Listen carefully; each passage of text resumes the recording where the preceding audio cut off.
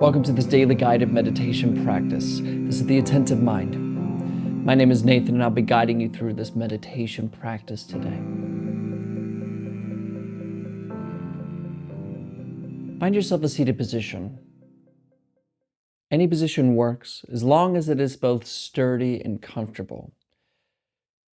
Having a sense of stability gives us a sense of groundedness, like we're not about to get up and go do something, like we're not just doing this as part of our to-do list. We also want to be comfortable in the body because then we'll just be distracted during the practice, and that can be a real hindrance. So sitting in a chair works really nicely. You can lie down, but just don't fall asleep. Just find what works for you. We also keep our eyes open during this practice. But if you have learned the practice with your eyes closed and you feel more comfortable doing so, go ahead and do that. There are no hindrances here. But if your eyes are open, leave the screen alone and drop your gaze gently down below you, kind of glancing at the floor or the desk or whatever is just below you. We're not staring at a particular spot in the floor or concentrating on it, but we're also not zoned out and blurry. We have a gentle gaze directed softly and clearly downwards. You're in a nice, comfortable, and sturdy position, and your eyes are either closed or open. Gaze gently down.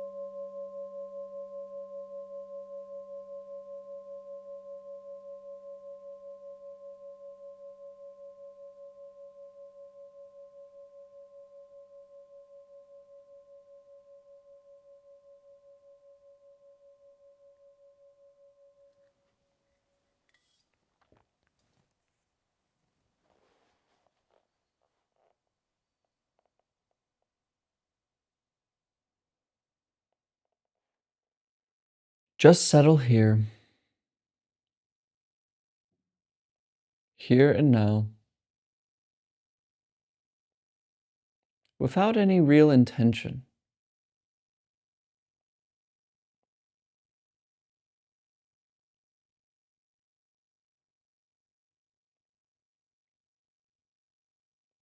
Without any trying to get to some future, to get one up on things.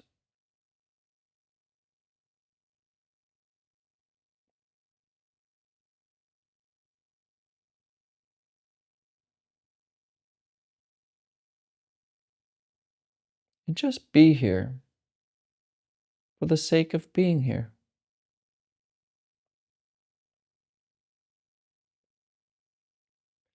When we lie on our backs in the grass and look up at the sky, and we're just watching the clouds, we're not doing that for any particular reason. We're not trying to get somewhere. We're just watching the clouds for the sake of watching the clouds. And in the same way, we sit with that attitude, just enjoying what already is, resting here and now.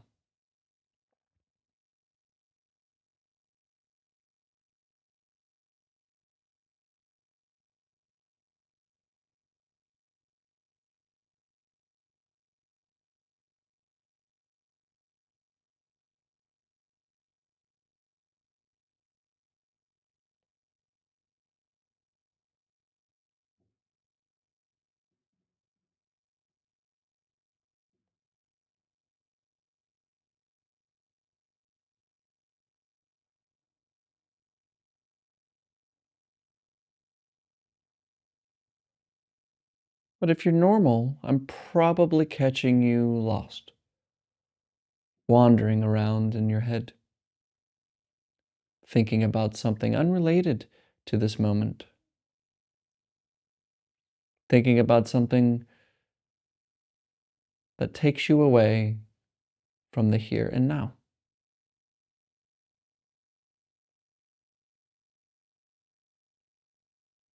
But this practice that we are doing has been developed for many thousands of years, at least 2,000 years, probably longer. And there are methods to which this wandering mind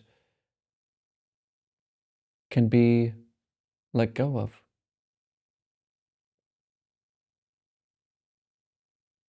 The confusion most people have when they start to practice is they think they need to shut their mind off. They need to clear their head. They need to stop their thoughts. But that couldn't be further from the truth.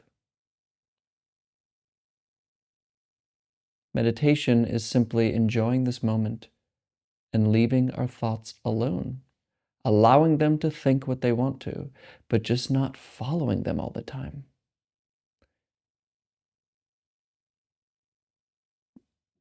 When we're watching the clouds, we're not super hyper focused on each cloud. We let them come and go with enjoyment. We notice them for what they are. And so the method to leave thinking alone in this practice traditionally is to just bring our attention to something else, something that can only happen now. That is, of course, the coming and going of the breath.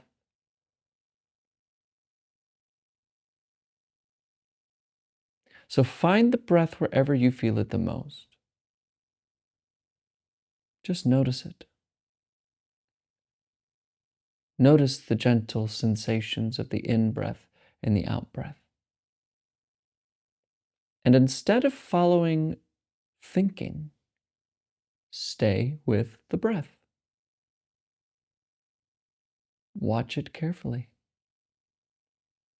Leave the world of words and enter this moment just as it is. Breathing, rising and falling.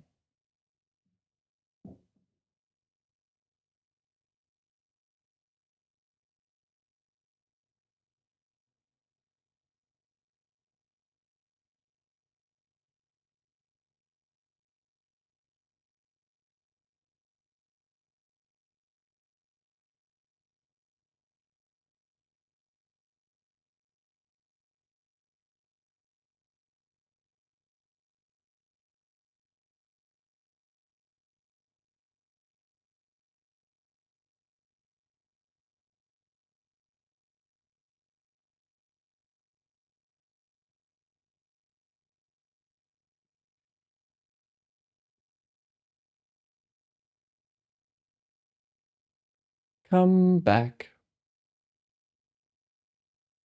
Come back to breathing. Thoughts don't have to be quiet for us to notice the breath. We follow the breath as thinking happens.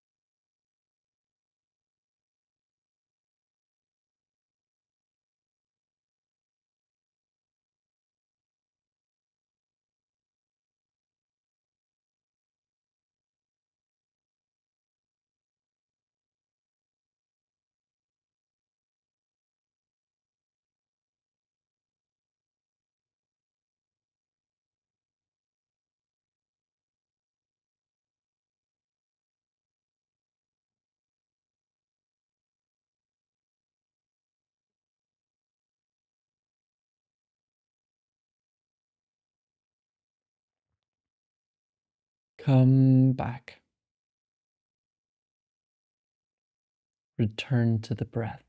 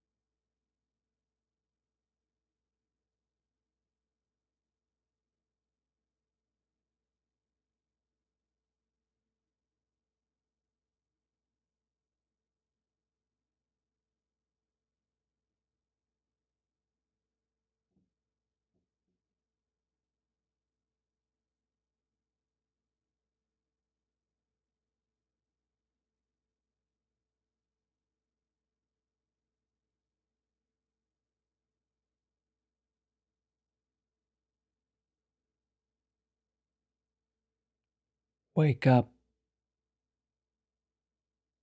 Wake up from thinking. Return to breathing,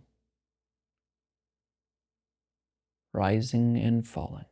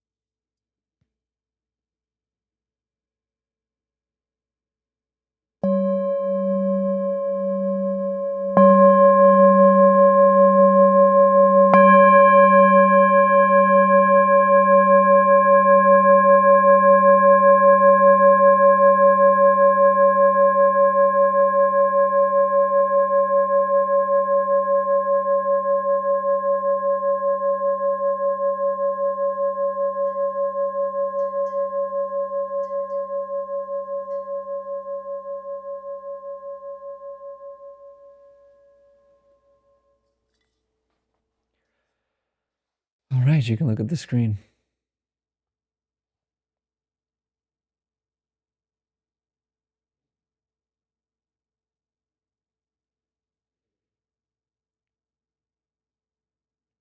There's a difference between what we can say about something and what it actually is.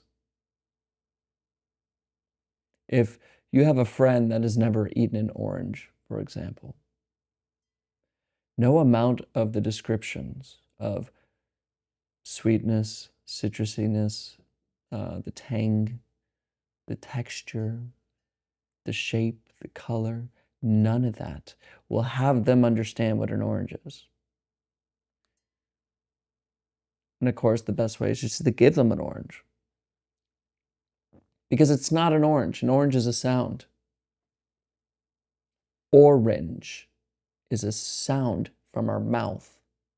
That thing that the sound from our mouth refers to isn't that word. The word is a communication device. Needless a way to say this, is a difference between the map and the territory. The map of Oregon looks very different than walking in the forests of Oregon. You can see where you are on a map, but that's not what it is. It's just a representation. It's a purpose. It's a tool. And every word that is coming out of my mouth right now is the same. It's a tool. And all the ideas you have about me and you have about the people around you in your life, those are just tools. They're not in themselves reality. They are the maps that we use. The problem, though, is that we think that the maps are the reality. We think that the words that come out of our, even within our head, when we say things like in our head, oh, this is no good. Why does everything always happen to me? What are my problems? I wish I was better at this. I'm ugly. I'm good. We believe it. We think it's true. And thinking itself is a very poor map.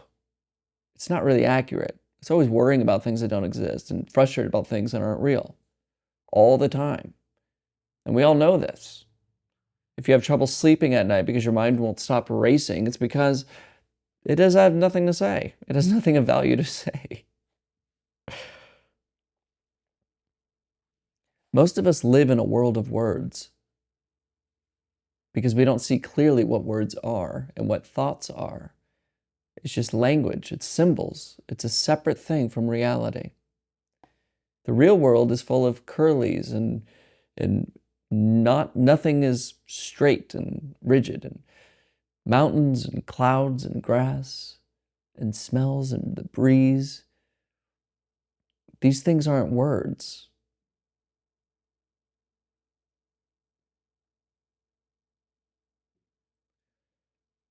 So this practice is a lot of just coming back to reality.